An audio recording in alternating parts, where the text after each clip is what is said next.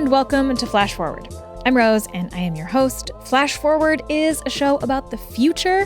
Every episode, we take on a specific possible, or at least definitely in this case, in this episode, not so possible future scenario. We always start with a little bit of a field trip into the future to check out what is going on, and then we teleport back to today to talk to experts about how that world that we just heard might really go down, or in fact might not. Got it? Great. This episode, we are starting in the year 2073.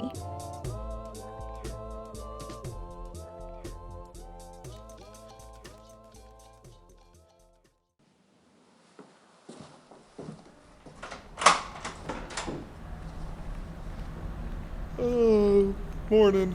Hey. You ready for this? I don't even know what this is. Yeah, it's probably going to be some kind of weird gimmick to get us to buy more Parvis products.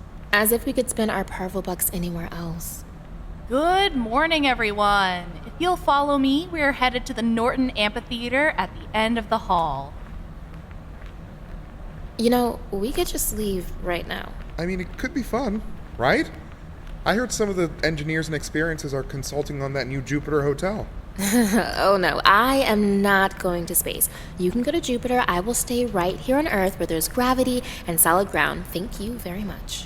Actually, I think Jupiter has more gravity than Earth, so... Whatever. Are you coming with me or not? Hey, this door wasn't locked a minute ago. How did they do that? It's Parvis. There's probably a tiny keybot inside the handle or something. Well, I guess we better go before they notice we're missing.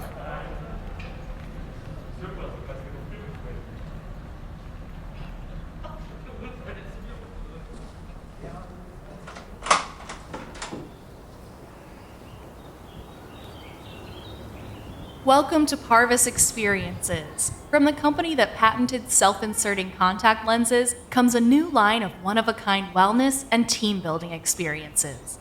Parvis is a leader in the health innovation space, and this latest venture is a natural extension of our core mission statement: bigger isn't always better. Today, you are here thanks to one very special man, and I'm honored to say that he's paying us a surprise visit. Please join me in welcoming Harry Purvis. Oh, great. My friends, hello. I'm so excited to be able to pop in and say hello this morning. 10 years ago, I came to Parvis for the first time for a simple nano detox. And I'll be honest, I was nervous. I really didn't know what to expect.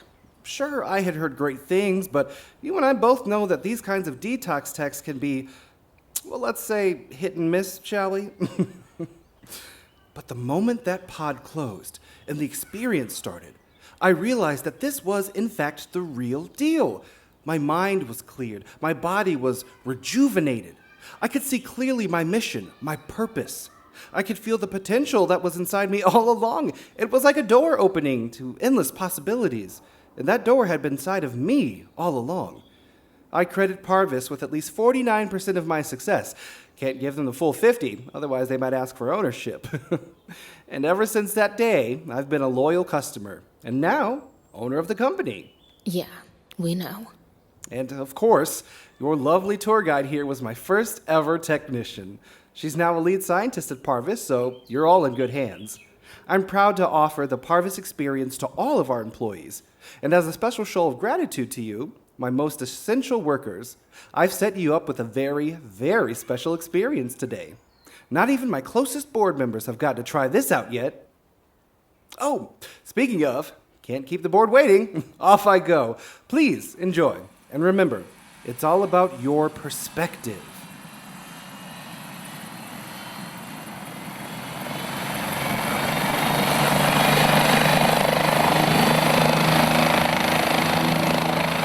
Thank you, Harry!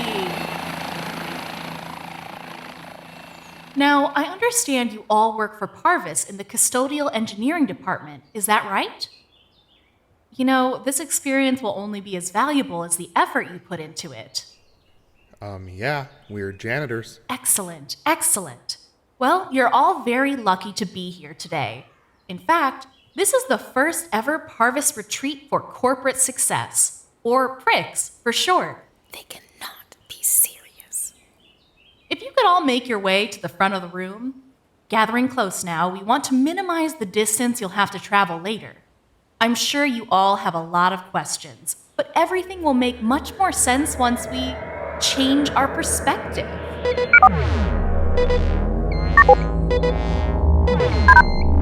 What's happening? Oh my god, look. The chairs are growing. I knew I should have stayed home today. Everyone, please remain calm. You've all just been part of a momentous occasion. The first human subject trials of the Arietti device, patent pending. Not to worry, you've all been implanted with a microchip. A microchip, really, to monitor your vital signs. If everyone could please follow me.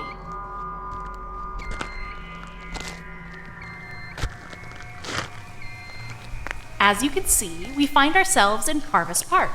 But though we've only traveled a few feet since you arrived, we might as well be in a totally different world. At this size, a blade of grass appears to us more like a stalk of corn. Stay close now, we wouldn't want anyone to get lost.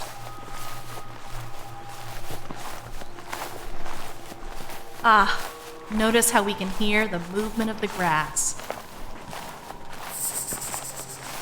What is that? Does anyone have a guess? Come on now. Experimental evidence suggests that more engaged subjects experience much better outcomes. It's not a snake, is it? Not quite. It's something even smaller.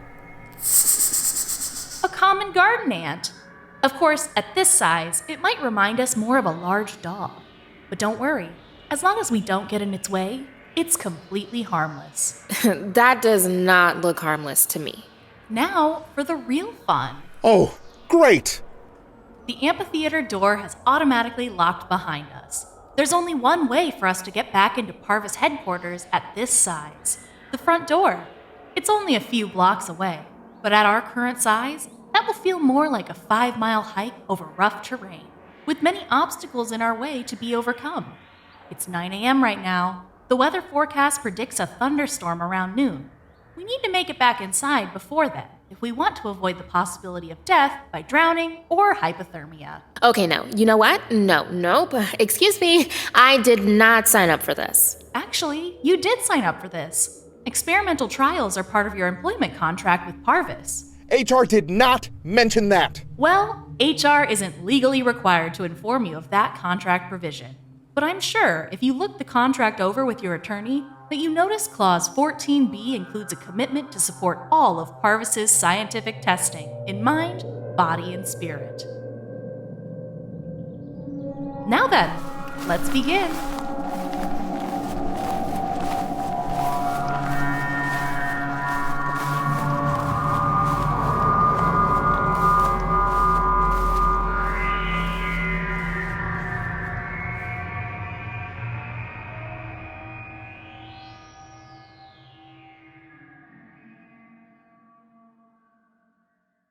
Okay, so today is a special episode for two reasons. First, it's sort of like a sibling episode to the last one we did where we talked about nanomedicine, right? Super small technology that can be put inside a human body. Today, we are talking about something that is similar, but a lot weirder, and that is making humans ourselves very tiny. And the second reason that this is a special episode is because this journey into making humans super small is brought to you by Julia Linus Goodman. So this idea came up a few months ago in conversation, and they were like, okay, but what if we just shrunk humans? And that's a great question. What if we just shrunk humans? And so that is what we are going to talk about on this episode, and Julia is going to take it from here. Okay, so this is an idea that comes up a lot in science fiction. A bunch of the stories we talked about last week involve either a single person or a group of people getting shrunk down so that they can operate nanotechnology inside another person's body. We've also talked on the show before about the idea of trying to make humans slightly smaller so we would use fewer resources and maybe have less of an impact on the planet.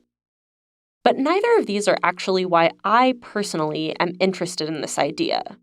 See, there's also a whole genre of these stories where the adventure doesn't come so much from cutting-edge medicine or robotics. but instead from the everyday stuff all around us. Think of Alice in Wonderland or Honey, I Shrunk the Kids. Stories where regular people get super small and suddenly the everyday spaces all around them become totally unfamiliar. They're forced to completely change their perspective on something they thought they understood. During quarantine, most of us have been stuck in a pretty small amount of space. Our homes, our local stores and parks, places we're maybe too familiar with at this point. And so I got to thinking, since we couldn't travel, what if we could change our perspective? What if there were a way for all of the normal, boring stuff around us to become totally new and exciting and maybe a little bit overwhelming? An adventure. But in real life, we don't have a way to take regular-sized stuff and just shrink it down to be super small. Or do we? After we came out with this concept that you can kind of make something bigger, it's kind of there were some ideas about, can you make things smaller with the same process, which it turns out that you can. This is Dr. Fei Chen, an assistant professor at Harvard. And like he said, he didn't start by figuring out how to shrink things. He started out by making things bigger. So we were particularly interested in looking at these things called synapses, which are like the connections between neurons in the brain. And they're 100 nanometers or so. And so you couldn't use normal light microscopes to look at them. It turns out there are things too small to look at with a microscope. Specifically, Fei spends a lot of time looking at mouse brains. There's this fundamental physical limit on how small you can magnify something with a microscope, a light microscope, that has to do with kind of the wave nature of light. Visible light has a wavelength of about 500 nanometers. Because of the way microscopes refract light, the smallest thing you can look at is about half that, around 200 nanometers at the most. Synapses are less than half that size. Obviously, then there's other approaches, like there's electron microscopy, which goes beyond that limit, not by using light. There are these images that are like black and white, but they have like this ridiculous resolution. But electron microscopes are expensive, like 1,000 times more expensive than regular ones. And so we decided that maybe instead of making better microscopes, we could make the sample itself bigger. And to do that, they used a material called hydrogel. Actually, this stuff has been around for a long time. They're used in like baby diapers and these other things. But it has this interesting property which, when you put it in water, it swells a lot, like up to like 1,000 times in volume. I don't know if you've seen like those grow dinosaurs. It's like the same material that's in those. So Fei's team stuck the slices of mouse brain they wanted to look at into the hydrogel. And for this whole thing to work, they had to attach the sample to the gel in a way that would let everything expand together. We did a lot of like chemistry and all this other stuff to make it such that the expansion was very uniform in each direction. So we can preserve, like if we want to look at a really small thing, we want to preserve the relative locations of all the things that we're looking at, right? Then they added water, and both the gel and the samples inside got about 5 times bigger. This process was also reversible. So if you wanted to store the samples at a smaller size, you could shrink the hydrogel down and the sample would shrink too. So you can imagine like a net almost, right? When you expand it, you make the net, you like stretch out the net so that like all of the grids are like fully stretched out. And then like when you shrink it, what's happening is that you're like, then each polymer and then, or like each grid is actually getting like really squished up and compacted. This technique isn't limited to organic things. Fei also helped develop a similar process that can be used on other materials. It's called Implosion fabrication. You can take like a laser and draw, like use the laser, and the laser can basically like go in and draw inside of this expanded hydrogel like the patterns that you want. And then when you shrink it back down, you're like effectively shrinking the size of the features that you drew. There are some limits. Each material needs its own specific process to attach to the hydrogel so it can shrink properly. We can't shrink any random object just yet. But there are still a lot of exciting applications of this technology. You can make very cool, what are called optical metamaterials. But all they are is they're like materials that interact with light in ways that you can't have with just glass. And the thing that always comes up when like the sci-fi-esque thing for metamaterials is like invisibility cloaking devices. You can make metamaterials in a way such that they can like pass light around them. And like when you look at them from certain angles, it looks like the scene behind it. And there are like lots of like uses for these sorts of materials, and they're hard to make because they require printing of these very fine features. But this episode is not about invisibility cloaks. We've already done that one. It's about shrinking humans. So I had to ask Faye, is there any way we could use this on a living animal? I don't think you could do it in a way that kept it alive.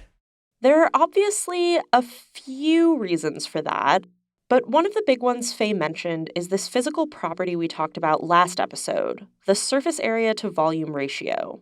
It's the same thing that gives nanomaterials their special properties. As things get smaller, their volume decreases faster than their surface area. It becomes very important in a lot of different things because the volume dictates the concentration of whatever that's in your cell, perhaps. And the surface area often dictates like the interactions between one cell and another. And this isn't just an issue at the cellular level. You lose heat related to your surface area. And so as you get small, you have a lot of relative surface area, which means that if you're trying to stay warm, you lose that heat to the environment more quickly. This is Dr. Jonathan Payne, a professor of geological sciences at Stanford. This is an explanation for why you don't have mouse-sized marine mammals, is essentially it would be very, very difficult for them to insulate themselves well enough to be mouse-sized in the ocean. Sea otter size is about as small as you could be unless you had massively effective insulation. So if we got really small, we'd have to figure out a way to keep ourselves warm. And maybe you saw this coming, but that's really not the only problem here. There are a whole bunch of things about our bodies that are tied to being this specific size. Body size correlates with a lot of different traits for any organism. It correlates with how long you live, how you transport material within your body or your cell. It correlates with how you reproduce. Jonathan studies how different environmental factors can affect animal size. For example, temperature. That's a pattern that generally shows up geographically in the modern world, that in many groups of mammals, within species, the individuals tend to be a bit larger in colder areas and smaller in warmer areas.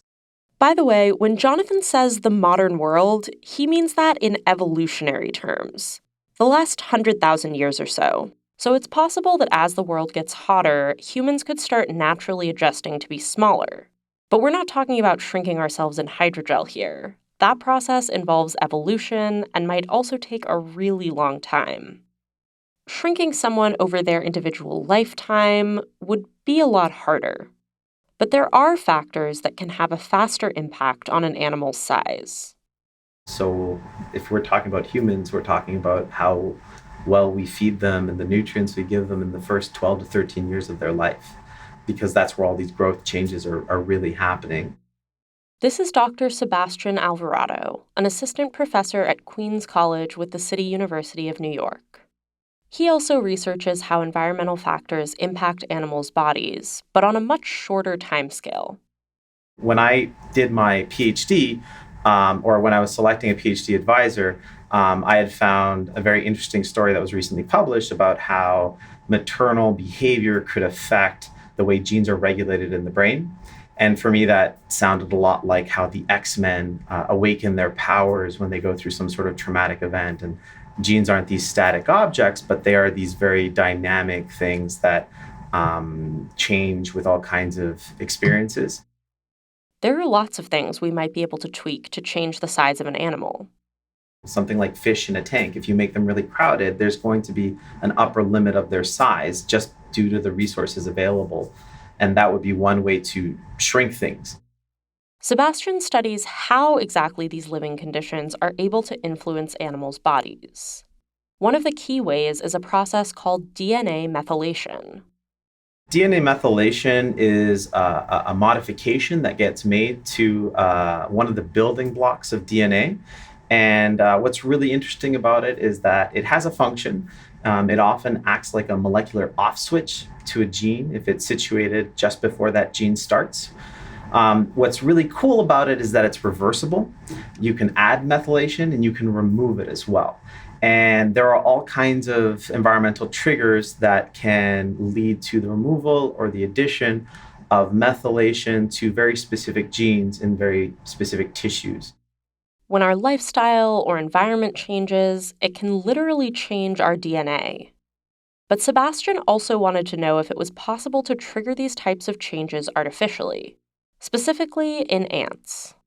We found that these workers that were the minors, so the smaller ones, had much more DNA methylation across all of their organism compared to major workers, which were these soldier group of individuals.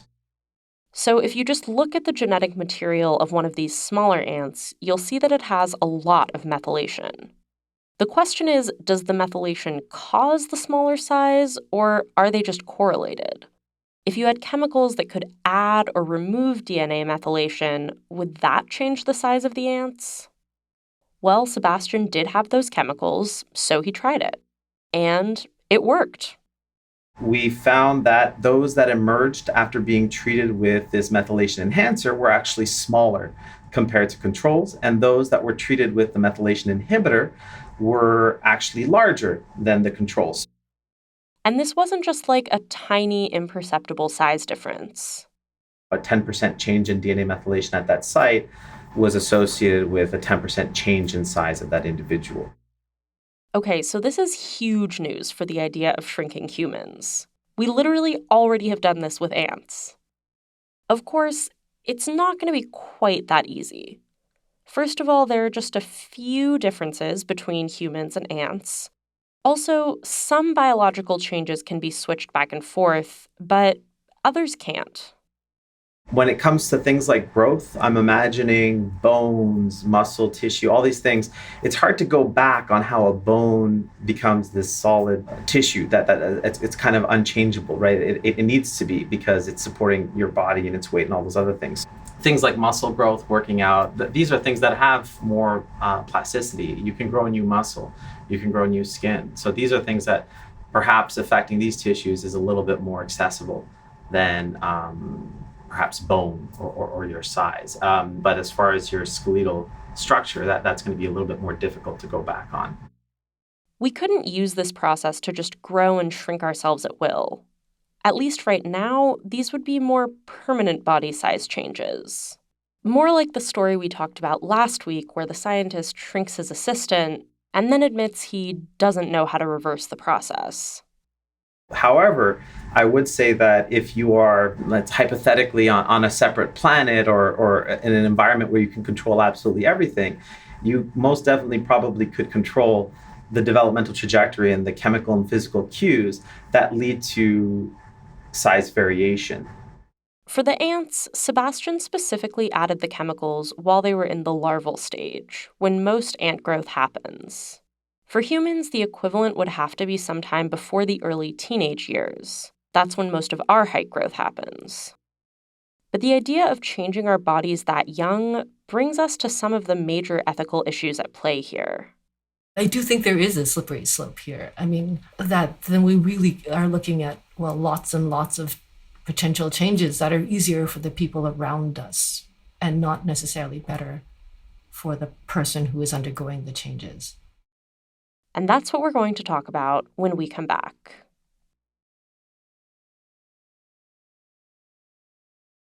If making humans smaller sounds like science fiction to you, then you might be surprised to hear that it's actually been happening for decades. So typically, girls were around 9 to 16 years of age. So on average, they were around 12 or 13. And we all have growth plates, right? And if you give estrogen early on, you essentially are fusing those growth plates, and you are reducing, potential for future height for those individuals. This is Dr. Joyce Lee, a pediatric endocrinologist at the University of Michigan.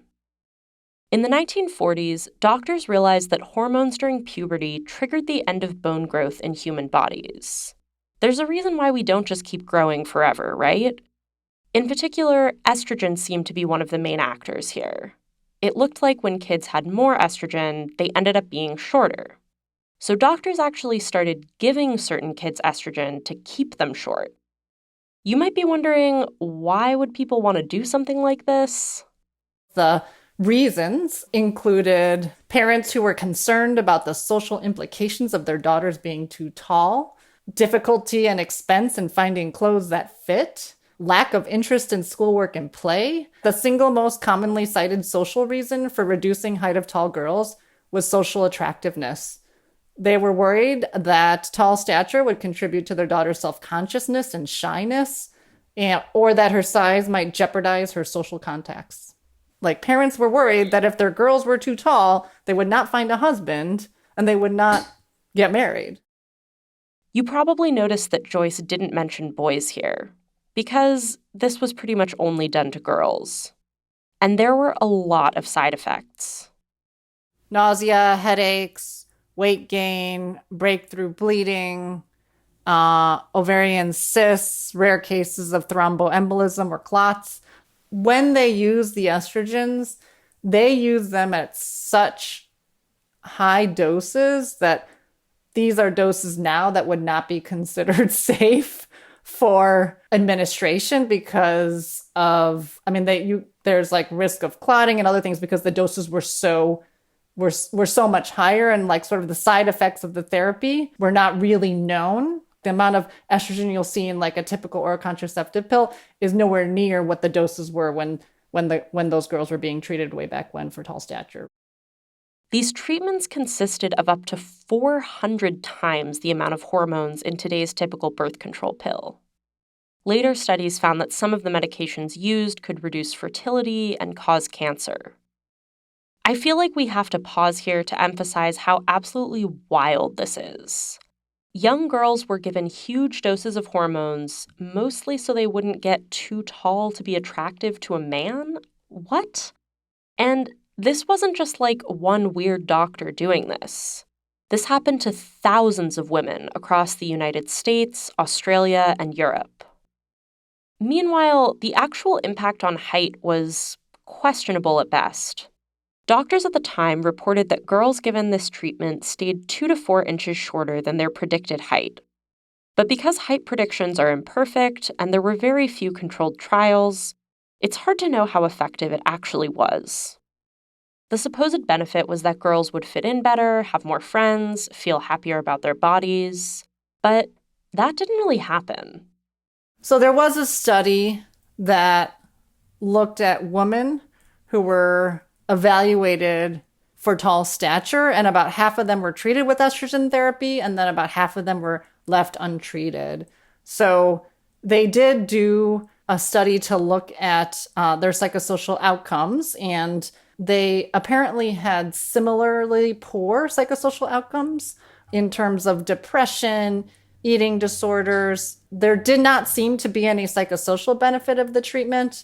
But what's really interesting is that about 99% of the untreated women were glad that they were never treated with the estrogen, whereas 42% of the treated women were dissatisfied with the decision that was made about estrogen treatment.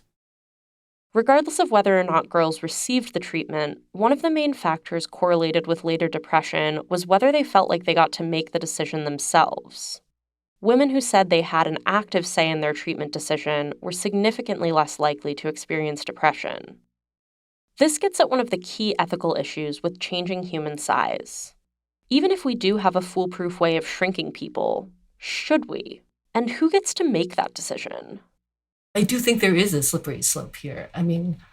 There can be lots of times or ways in which it'd be more convenient to have a child who is more controllable, who is easier to transport, who is not going to a panic with changes in their body or getting their menstrual periods.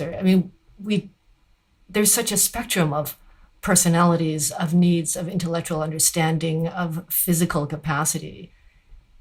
And I just think that if we don't recognize that there is an integrity to human beings as that, then we really are looking at, lots and lots of potential changes that are easier for the people around us and not necessarily better for the person who is undergoing the changes.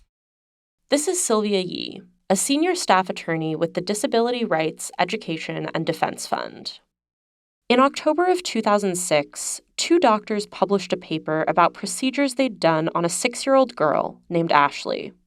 It was called healthcare treatment, but it was invasive procedures designed to reduce her growth, a hysterectomy, various removal of her breast buds, just various interventions that were not medically needed. They weren't needed to help her survive, let's say, and it was arguable that they were needed to help her have a higher quality of life. I think that's sort of the crux of it.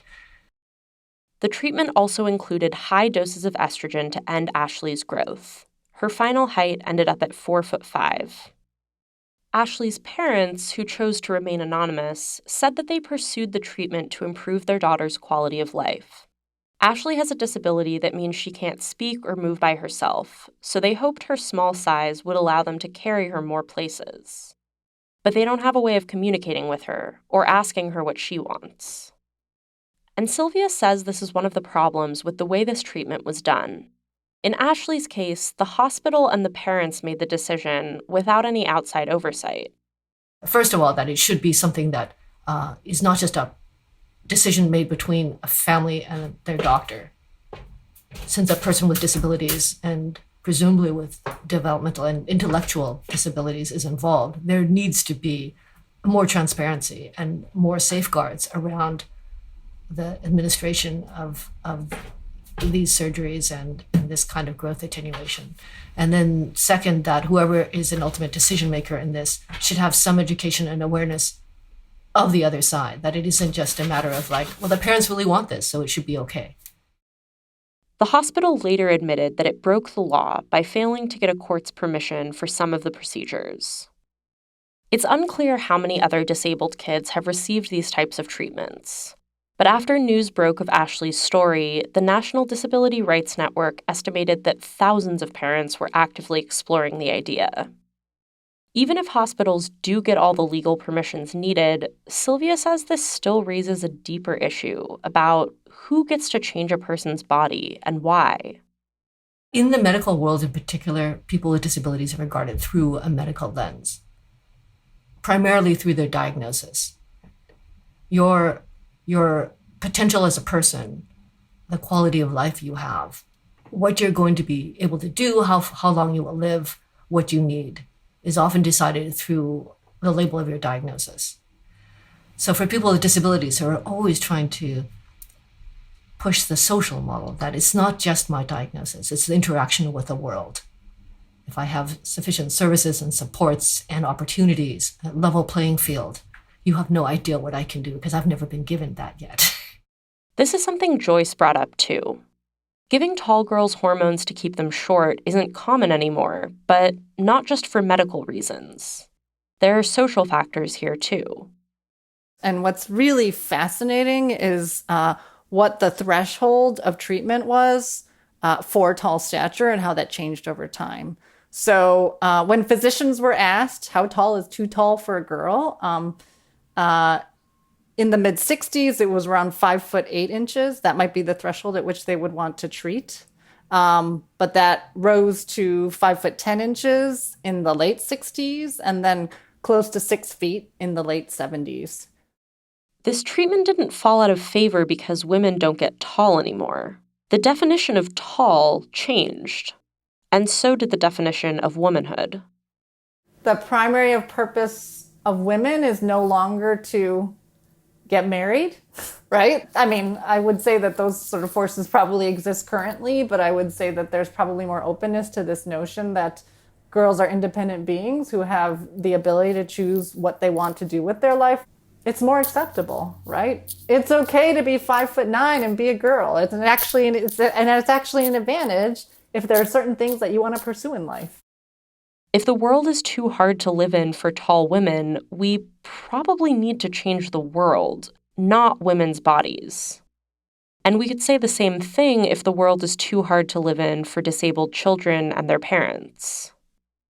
Those of us who have kids without disabilities are going to face kids who don't necessarily want to do what you want them to do, who are going to make all kinds of choices that put them in dangerous situations or put them at risk in some way, and we know that, and we try to prepare our children for that. I don't think that fundamentally changes for a parent of a child with disabilities. You take them as they are, and you try to prepare them as much as possible to be in the world, to fully be in the world, right? With all their abilities and disabilities and capacities and dreams. And along the way, if you have the energy for it, you try to change the world a little bit too, so your child can live in it, right? Can actually thrive in it. So let's say we could make people tiny. Sure, some people might just decide to do it themselves. But then you're going to get two more things. You're going to get a norm, because people are going to think of that, well, that's good, or that's a good thing, or that's a bad thing, for all these reasons. And you're also going to get, inevitably, corporate profit motives being brought in. Really, I don't think we're in a world where people just get to make the best decisions for themselves without influence. I think there's always tons and tons of influence, and inevitably someone will discover this process, and it will be patented if it's possible, because we're in a world that allows that. And someone or some people will make more money from this than others, and who they want to market to and how they'll market it is going to influence individual decisions. We see that in like pre-genetic testing, let's say. We see that in lots of examples already, where like who is selling what to whom. I still think it would be cool to be ant-sized as long as it was reversible. But all of this made me realize that it's really important to have safeguards, to make sure people aren't forced into doing this. It's honestly not hard for me to imagine that if we had this technology, it would end up a lot like our opening scene. But, just for fun, I want to think about what this could look like if we sorted out all of the ethical issues. Why are there so many science fiction stories about people shrinking? And what might the world be like if some of us decided to actually try it? Would you still call those humans? I think is actually a reasonable question. What would you be able to talk about with that human? I'm not sure. More on that when we come back. Okay, so we've talked about how we could shrink humans, we've talked about why we might or might not want to do that. Now let's talk about what it would actually be like if we did. As animals get very small, they need to adapt in different ways. One of the things, for example, that scales with body size is the rate of your heartbeat. So if you look at very small birds, for example, and mammals, their heart rates go up as they get smaller in terms of beats per minute. That's Dr. Jonathan Payne again. There are a whole bunch of basic bodily processes that can look really different based on your size. Like, smaller animals are more likely to have what's called an open circulatory system. When we pump our blood, we pump it through arteries, it goes through a capillary network, and then it comes back into the heart through veins, and it never spills out anywhere. And so it's moving very efficiently and very much in one direction. In an open circulatory system, you're more spraying those kinds of fluids onto your internal organs to bathe them in fluid for gas exchange and other metabolic needs. To be clear, this isn't a simple one-to-one relationship. Having a closed circulatory system made it easier for some animals to evolve to larger sizes. That doesn't mean animals that evolve to be smaller will automatically lose their veins and arteries. But it does seem to work that way sometimes. For example, with this type of tiny crustacean called an ostracode. Many of the early ostracods were actually, moderately big, so say a centimeter-ish in size. And they had lots of internal anatomy, circulatory systems, things like this. They dropped quite a bit of that when they evolved to become millimeter scale size, which is, or even sub-millimeter, which is where most of them are now. At that point, you become so small that you can get by on diffusion for a lot of the things that you do. And so you don't need all of the internal organs that a larger animal needs to do its work. So if we spend enough time at millimeter size, we could lose our lungs. But it'll be okay because we won't need them. There may also be some more visible changes. It would be unlikely that our bodies would look exactly the way they do now.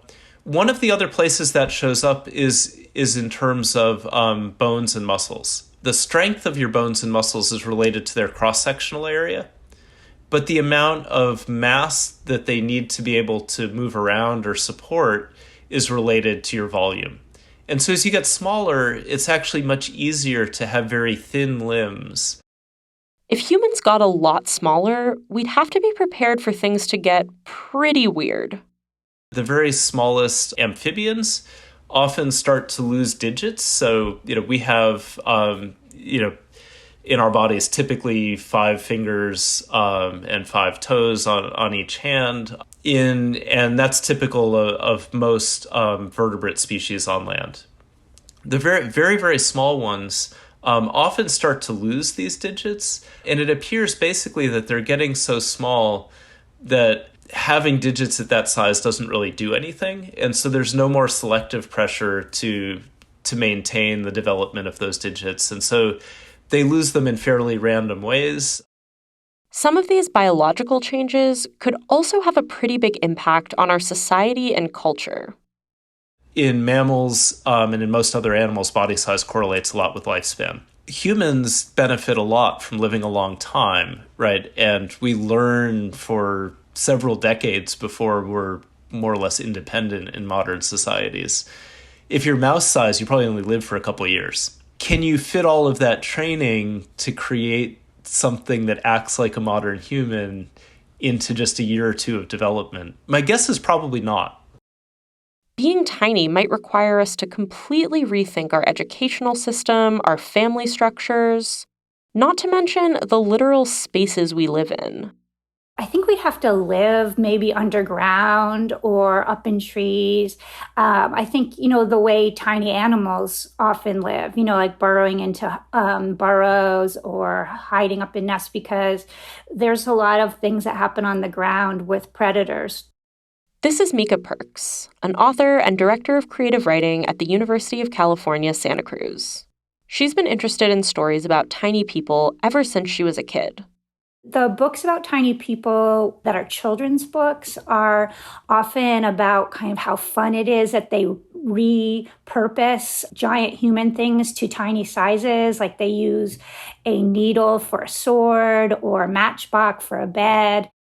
There's something about that difference, the relationship between the giant and the tiny, that can be really compelling. Writer C.S. Lewis, for example, said that his first experience of beauty was looking at a miniature garden his brother made in a biscuit tin. He writes in his memoir that the first time, he calls it numinousness, but really the first time he had the feeling of the sacred or of God was looking at this just tiny little world that his brother had made out of moss and sticks and whatever. And that something about it, it has some kind of magical, numinous feeling to us to see something tiny. At the same time, stories about the very small can also be incredibly creepy. When this concept comes up in adult fiction, the stories are often a lot darker. It's much more about a kind of anxiety-provoking power differential often. And so tiny people, then their strength is that they can disappear and hide, but also their challenge is that they can be tortured and treated really badly because they're not strong. Most of these stories include both people of the size we're used to and super small people. I mean, some of the stories, like I'm thinking about Amy Bender's story about a big man and a little man, and the big man has a little man for a pet and then begins torturing the little man, and very unsettling story. And the story wouldn't even make any sense without the big man, because the big people are often the threat to the little people. And there's another kind of mind-bending idea that these stories raise, which is, aren't humans actually already tiny? I mean, in the grand scheme of things. We're little, right? I mean, we are tiny little people living on a tiny little planet in a giant universe. And maybe this is part of why there are so many stories about people shrinking. It gets at that feeling of how we ourselves, as humans, actually are tiny compared to the universe and even just our planet. It's kind of the same feeling we have when we see something tremendous, like, say, a giant waterfall or something. We have that feeling of the sublime, like, that feeling of transcendence. Mika also compared it to the feeling we might get from reading a really good poem. A poem is this very compressed form of language, right? And so when we love poetry because it compresses meaning and image and word down to this tincture, like alcohol, liquor, something like that. And so a tiny person is this condensed, compressed human being. And so its intensity is in a very small place. So it's very intense. And you can imagine that their dangers, the passions, all of it is very intense for them. I would imagine too that for the tiny beings on our planet, life is probably much more intense than it is for us, both because of the stakes, the dangers, but maybe even their joys are more intense than ours are. We can only imagine. Which can be terrifying, but it can also be captivating. I mean, I can't even count how many movies and books and TV shows I've encountered that involve some version of this idea. Sebastian also had a theory I liked about why shrinking stories are so popular. I obviously have my biases, but I think it's like a crash course in what it's like to be a scientist, because you get to see things that nobody else gets to see. It's the sense of discovery. You're seeing a space and something that you don't normally see the same way. It's like when perhaps you may remember there's this movie called Honey, I Shrunk the Kids. And there's this type of, there's this awe that comes from seeing the exact same thing that you've seen every day for your whole life, which is just your lawn, right? And then now all of a sudden your lawn is alive. And it's not just a lawn, but it has ants that you can fall in, that become your pet. Cause they made a pet out of one of the ants in the movie. But like there are stories to be told at a different point of view. And that whole idea that you can tell a story that you wouldn't otherwise seen without that change in scale. And I think as humans, we're innately curious and excited about things that we don't understand yet. Sure, science is usually about answering very specific questions with very specific data. But the reason we do science isn't always about that. It's often about the what seem like crazier questions, right? That seem like science fiction when we start and eventually don't seem so crazy at all. We can't actually shrink humans, and honestly, I'm not even really sure we should try. But fictional tiny people could still have something important to tell us about how we live today. I think that our ability to engineer biological systems is increasing enormously, right? I think I read this morning that, there was just a transplant of a kidney that was grown inside of a pig into a human, right? So, we can do things with bodies that would have seemed like science fiction 50 or 100 years ago. And so I don't think that it's crazy to be asking questions about what might we be able to do with bodies in 50 or 100 years that we can't imagine doing right now.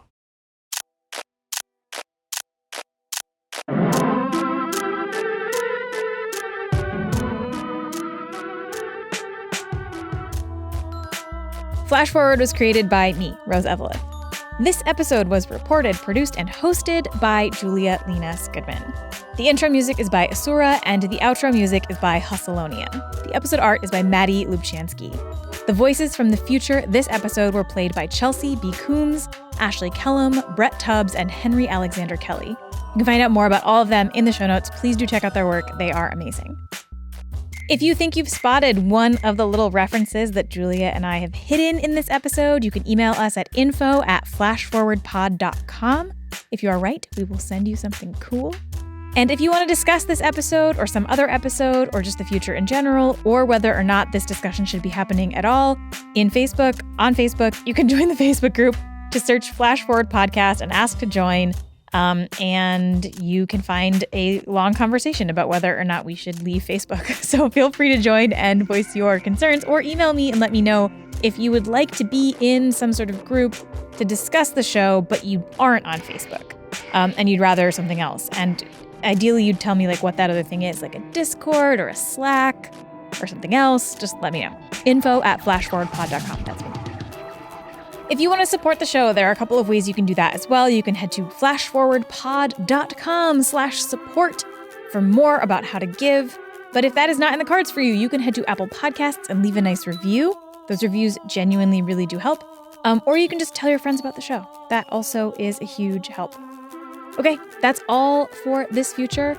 Come back next time and we'll travel to a new one. And in fact, the next episode that you hear is going to be special for a variety of reasons, and I won't spoil them all, but the next episode that you hear is going to be the first in our 4-part season finale. So I hope that you're excited.